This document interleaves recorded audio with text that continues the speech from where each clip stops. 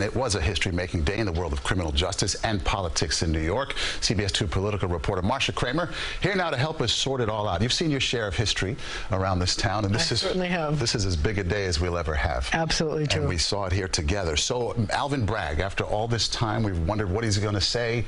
He's been taking invective from the president, from his supporters, from all these other people. He got up there and laid out his case fairly methodically.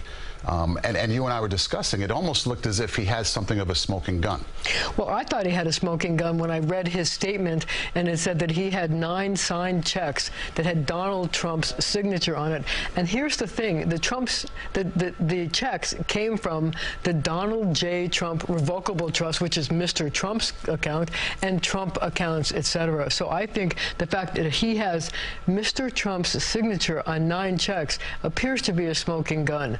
But what we need to talk about is this.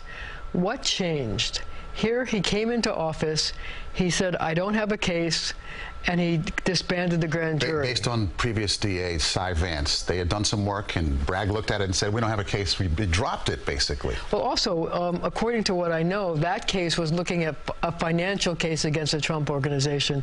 He took a look at it. They decided that they would talk to Michael Cohen again, and they decided that they would question him about what evidence he had.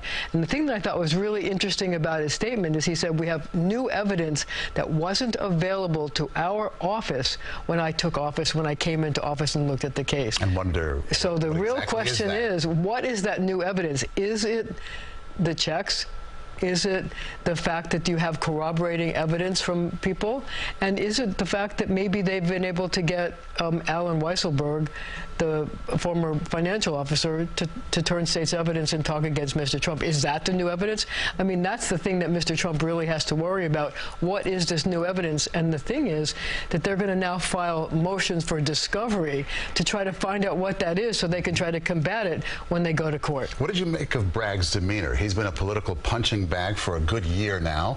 He's been taking incoming from President Trump and from his supporters. He's also been threatened. His life has been threatened. And his family's life has been threatened. He's got security like never before. I mean, he could have gotten up there and taken some verbal shots at the president. He did not do that. Yeah, but see, that's why he made a strong case, but basically he came across as somebody who knew what he did. He's a long time, he's 24 years as a prosecutor, not somebody who just came into the job. And he said 24 years of experience. I've evaluated the case. I'm making the case, and I think I have a strong case. His demeanor was very strong. Yeah, strong. And you know what? He didn't take any cheap shots. He just said he's going to let the evidence talk. But think about this.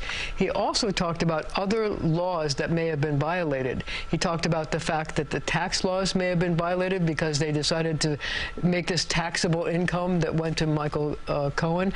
And he also talked about election law violations. So it's entirely possible that this case is going to be something that Mr. Trump really didn't expect. And then you have to ask the other question, how many other people from the Trump organization are going to testify against their boss? You have to believe that someone has to, because it couldn't just go on Michael Cohen's word. Well, they have to shore him up. Right. They have to shore him up, you know, because he's going to take, when on cross-examination, the defense attorneys are going to try to shake him and say that he's not telling the truth. So they have to have corroborating evidence. And I've got to believe that Mr. Bragg would not bring this case unless he had a lot of corroborating evidence to make sure that he can bring a case. Let's face it, otherwise, politically, he could be dead. He won't get reelected. Right. That just wouldn't work on any level. What's your expectation tonight? Trump is supposed to speak at 8:15. Well, you know, here's the question. The judge admonished him to tone down the rhetoric. Didn't demand that he do it, didn't require it, admonished him. Admonished him, but the question is this a man who listens to admonishment? We don't know the answer to that, but he did have 2.5 hours on a flight back to try to rewrite his remarks. I don't know. If I'm a betting woman, I think he ignores the judge, but I could be wrong. I mean, you know, I've only covered him since the dinosaurs roamed the earth. 40 years or something like that. I know what you mean. We'll see. We shall see. Marcia, thank you so much for the insight. Thank you. Really appreciate it.